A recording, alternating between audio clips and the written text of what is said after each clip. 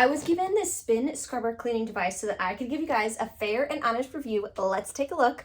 I can't wait to open this box up because there are so many different attachments and heads. This is a nice and heavy box. I am really excited to take a look at what's inside. It came with so many different things inside. I was really impressed with the different kinds of heads and options. So you can use these for floors, for walls, for counters. I mean, there's so many things. Comes in the storage bag, and I absolutely loved how easy it was to be able to assemble. It came with 2 batteries, so you can always have one charging, and I really thought this was unique. It has this rotating locking head by just pressing it so that you can get all the angles.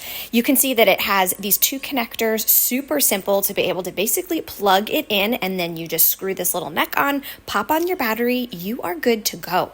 There are 3 different speeds that you can use, and the battery is so strong, the power is so strong that I really feel like this is going to help clean so much faster and easier. This is my favorite thing to use in the bathroom, especially in the shower, so that you're not leaning over while you're cleaning. I would absolutely recommend giving this a shot.